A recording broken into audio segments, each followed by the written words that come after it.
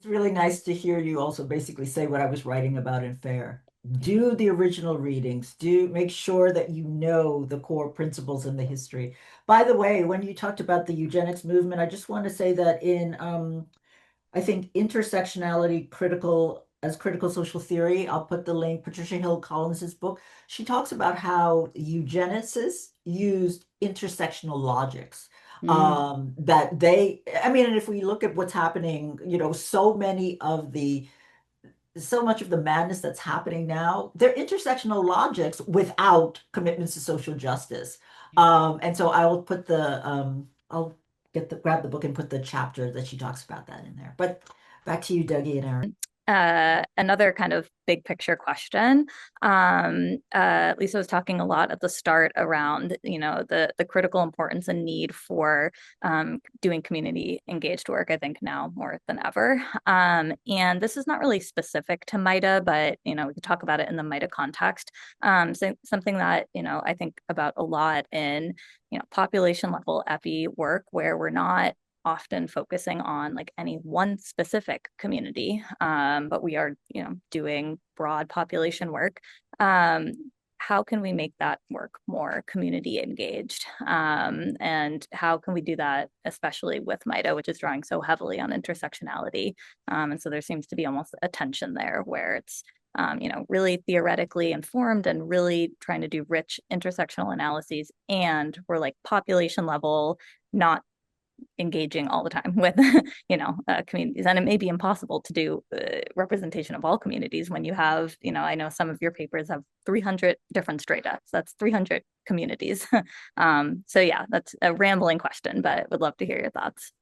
Yeah, the heart of it there. I mean, community engaged being at least a sort of minimum step, but community led even.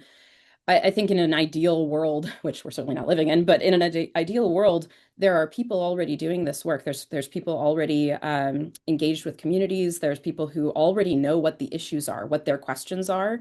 And if you find yourself not sure how to be most helpful, find them and figure out what their questions are. So who's asking the questions? Where are those questions coming from? Who gets to ask the questions? These are good places to start. Very often for many of us, myself included, the questions actually flow because we already are members of communities. We're already doing a certain type of work. So I think following those principles, learning about community-led or at least community-engaged scholarship in general, this goes for MAIHDA and other kinds of work as well, really important to be doing. Um, for myself, I could give a little example of this. There's a paper, I'm seeing my colleague Louisa Borrell, who co-authored this paper back in 2023, um, and a couple of our other colleagues, Natasha Erickson and Christina Nieves.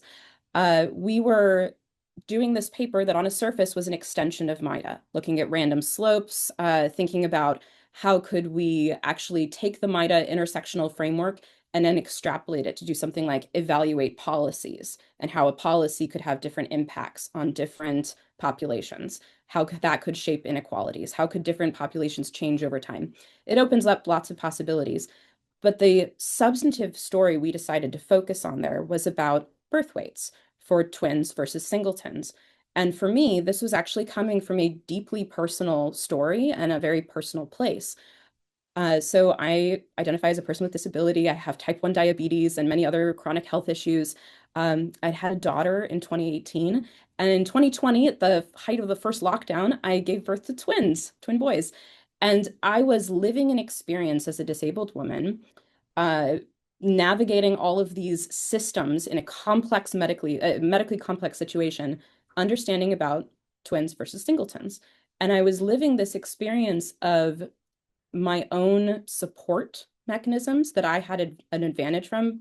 The fact that I'm in a university with a union for faculty, the fact that members of my department had fought for years to have really great parental support for anyone who was having kids. So I wasn't at risk of losing my job. I had good health insurance, I had good medical care.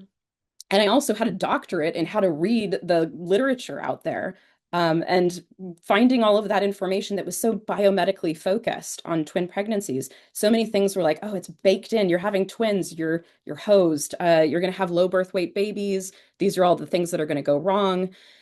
And navigating that system, living that experience, I realized, gosh, the things that I'm encountering that are going to help me succeed at this and stay healthy and safe are not available to everybody.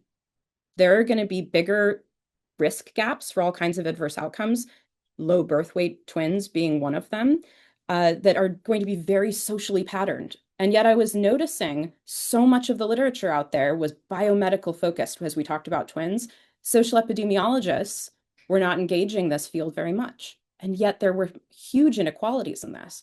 So that study was asking about how is the gap between singleton and twin birth weights different for different groups, different intersectional populations, because we know it's socially patterned.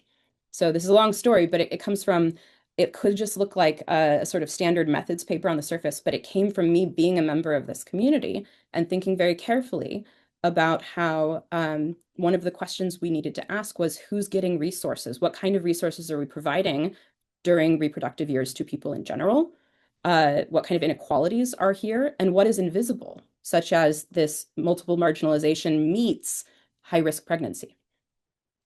So yeah, as we think about what kind of work we can do that is community engaged, many of us are already members of communities. We know the kinds of questions that will end up being important.